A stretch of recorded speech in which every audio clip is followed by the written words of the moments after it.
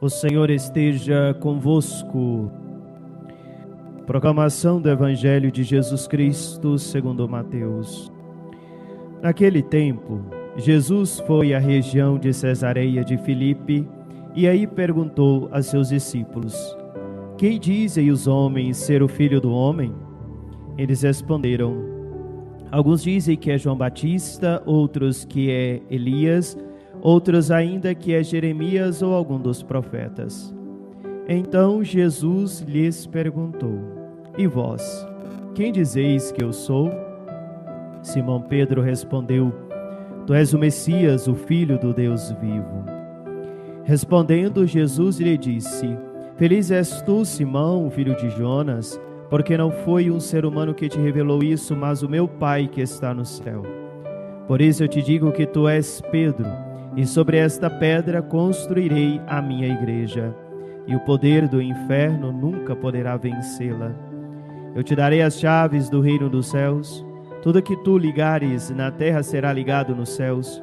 Tudo que tu desligares na terra será desligado nos céus. Jesus então ordenou aos discípulos que não dissessem a ninguém que ele era o Messias. Palavra da salvação. Amados filhos, nós estamos vivendo num tempo em que recebemos informações o tempo inteiro, nós bem sabemos disso. E somos constantemente apresentados a novos pensamentos e novas maneiras de enxergar a vida. Nunca tivemos tantas informações, tantas possibilidades e principalmente tantas vozes ao nosso redor. E no meio dessa Babel de opções, precisamos aprender a reconhecer aquilo que é verdadeiro daquilo que é falso. Somos católicos, recebemos uma fé, uma tradição, uma história que vem de muito longe, mas, ao mesmo tempo, estamos cercados por muitas outras propostas religiosas e espirituais. E quantos são seduzidos por essas propostas e acabam abandonando a verdade que aprenderam? Talvez por isso seja tão importante sempre olhar para aquilo que Cristo nos ensinou. O Evangelho de hoje nos leva justamente para um desses ensinamentos importantes para a nossa fé. Jesus está com os seus discípulos em uma região marcada por diferentes culturas, religiões e poderes. E é nesse cenário que acontece um dos diálogos mais fundamentais de todo o Evangelho. Como o padre já disse, Jesus está na cidade de Cesareia de Filipe. E para entendermos por que Jesus levou os discípulos até essa cidade pagã e por que Jesus faz duas perguntas tão importantes aos discípulos, justamente ali, naquela região, precisamos primeiro compreender o contexto daquela cidade. Cesareia de Filipe era antes conhecida como Panéias, era um lugar de grande importância religiosa para os pagãos, principalmente por causa do culto ao deus grego Pan, e por isso era conhecida como Panéias. Naquela cidade havia diversos santuários e altares dedicados não somente ao deus pagão Pan, mas também a outras divindades pagãs. Era de certa maneira uma cidade com templos para todos os gostos.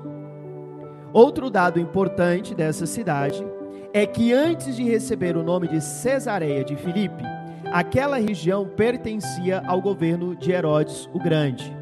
Depois da morte de Herodes, seu filho Filipe, o tetrarca, recebeu aquela região para governar. Então ele reconstruiu e ampliou a cidade e lhe deu um novo nome, Cesareia de Filipe. Cesareia, fazendo referência ao imperador César, consagrando, dando aquela cidade a César, e Filipe, para distingui-la das outras Cesareias existentes na sua região. Portanto, até o próprio nome da cidade carregava uma mensagem. O poder de César está aqui. Esta cidade pertence a César e por isso Cesareia. Então, quando olhamos para Cesareia de Filipe, percebemos que não estamos simplesmente diante de uma cidade qualquer. Era uma cidade de muitas vozes. Havia a voz dos deuses pagãos, havia a voz do poder de Roma, havia a voz de César, que ocupava um lugar quase que de divindade na mentalidade do império, e é justamente nesse ambiente que Jesus entra com os seus discípulos. Jesus entra no meio de uma cidade onde existem muitos deuses, muitas propostas e muitas vozes dizendo aos homens onde está a verdade, quem deve ser adorado e quem deve ocupar o centro da vida daquelas pessoas. E é nesse ambiente que Jesus pergunta: quem dizem os homens ser o Filho do Homem? E depois pergunta: e vós, quem dizeis que eu sou? Percebem, meus filhos? Jesus está no meio de uma cidade cheia de vozes e pergunta aos seus discípulos quem ele é. E é justamente aqui que o Evangelho começa a falar diretamente conosco, porque nós também, nesses tempos confusos, vivemos numa espécie de Cesareia de Filipe.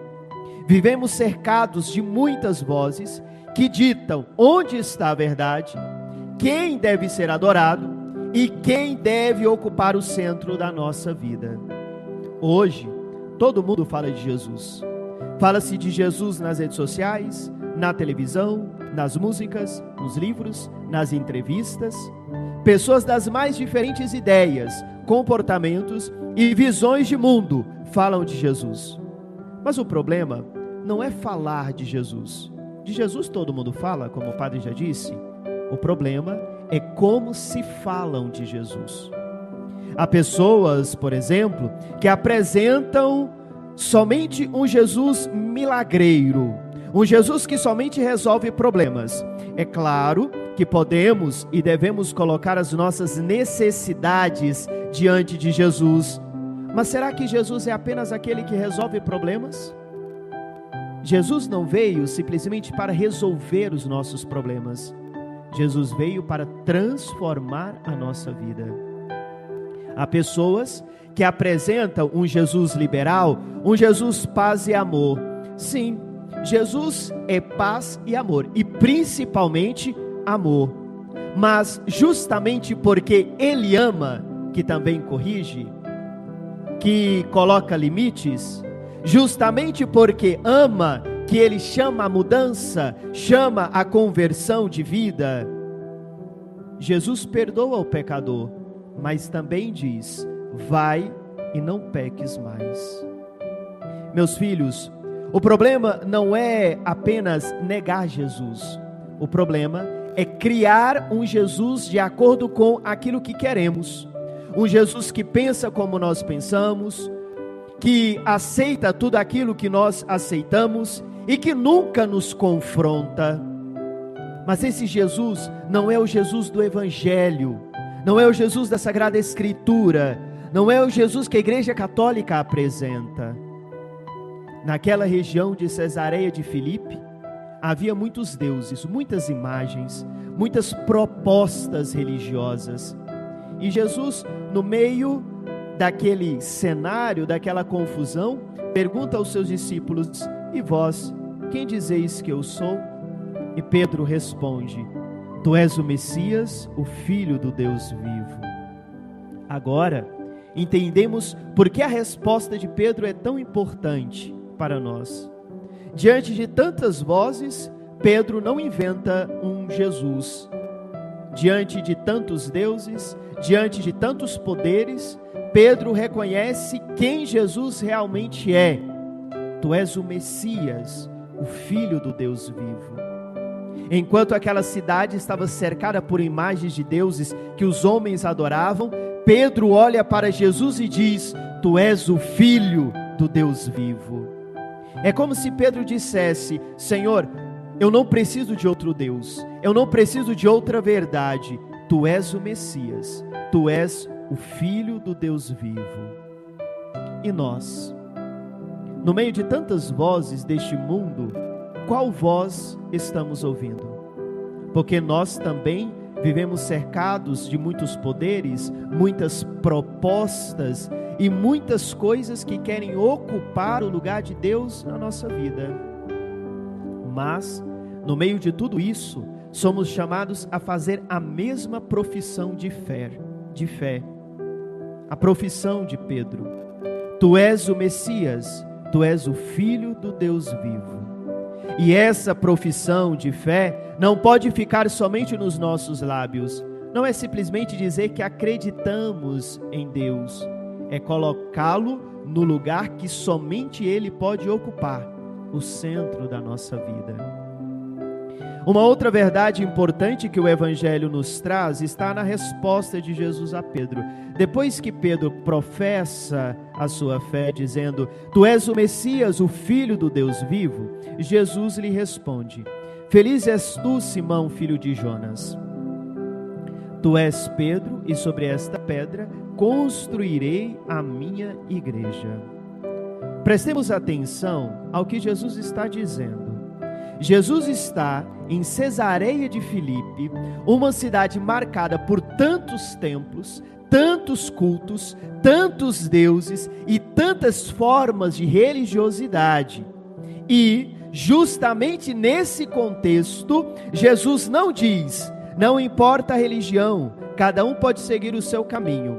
Ele não diz: não precisa de igreja para adorar a Deus. Pelo contrário, Jesus diz: eu te digo que tu és Pedro, e sobre esta pedra construirei a minha igreja, e o poder do inferno nunca poderá vencê-la. E ele não fala de muitas igrejas, ele diz: a minha igreja.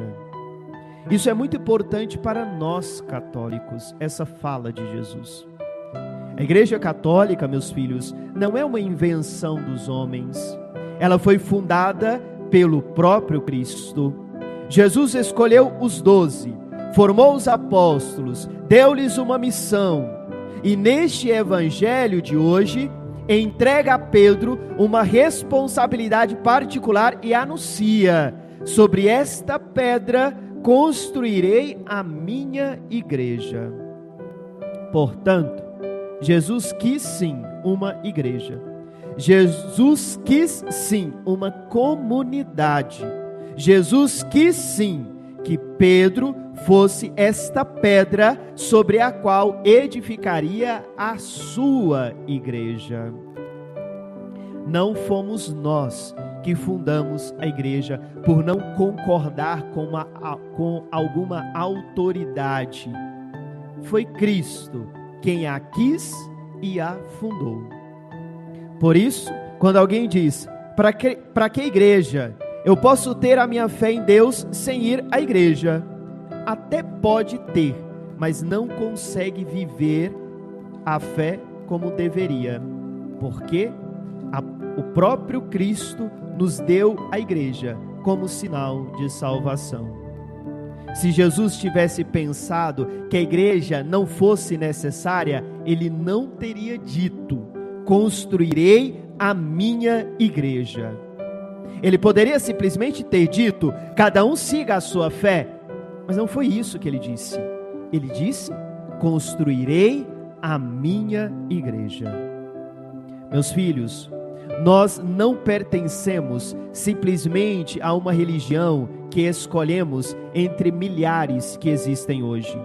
Pertencemos a uma igreja fundada por Cristo e confiada aos apóstolos. E por isso, a igreja não é um detalhe na nossa vida. A igreja é importante para a nossa salvação.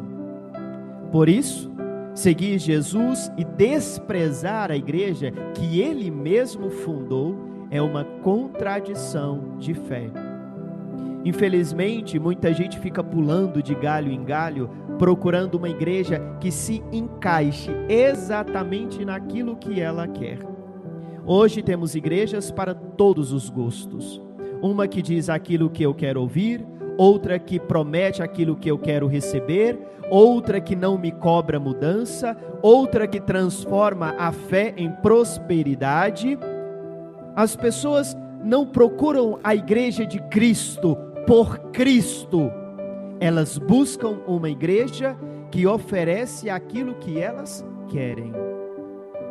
Por isso que o evangelho de hoje é tão importante para nós. Em meio a tantos templos de Cesareia de Filipe, Jesus não disse: cada um pode escolher um templo que preferir e começar a participar. Jesus disse: tu és Pedro, e sobre esta pedra construirei a minha igreja. Hoje temos muitas propostas religiosas, como já disse, para todos os gostos. Mas, para nós católicos, existe somente uma verdade fundamental. Cristo não fundou várias igrejas. Cristo fundou uma única e sua igreja.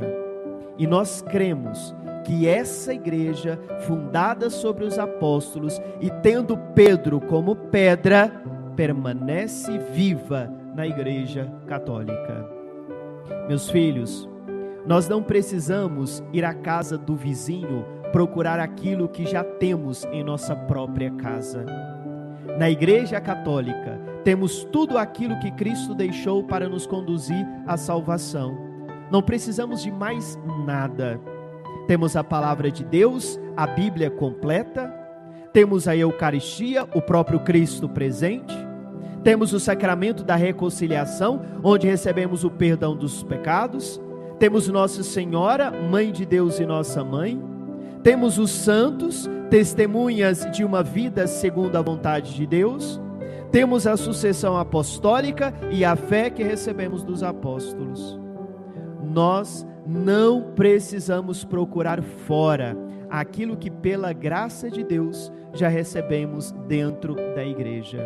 Precisamos sim redescobrir o tesouro que temos em casa, valorizá-lo, vivê-lo e transmiti-lo. Nós precisamos redescobrir, na verdade, a alegria de sermos católicos. Precisamos ter orgulho da nossa fé, orgulho de pertencermos à Igreja Católica, porque esta é a nossa casa. É a igreja que recebemos dos apóstolos, a igreja fundada por Cristo, a igreja que atravessou os séculos anunciando o Evangelho, celebrando a Eucaristia, formando santos e levando Cristo a tantos povos. Não precisamos ter vergonha de dizer eu sou católico, pelo contrário, precisamos dizer com alegria, com convicção, com o coração cheio de gratidão: eu sou católico, esta é a minha igreja, esta é a minha fé, esta é a minha casa. Existe uma música muito bonita que diz assim: é lindo ser católico, a igreja de Cristo sobrevive, é lindo ser católico, nossa casa está fundada na rocha e nenhum mal prevalecerá.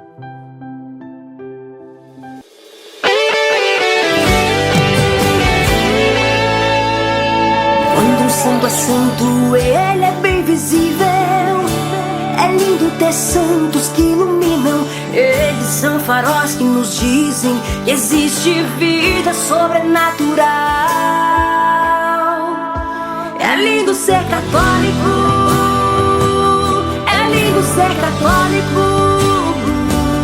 A igreja de Cristo sobrevive. É lindo ser católico, é lindo ser católico.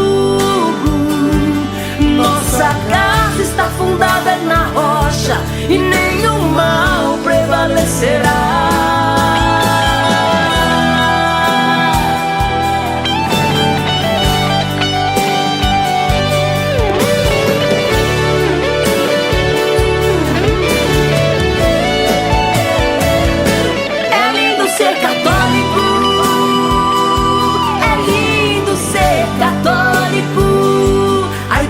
de Cristo sobrevive.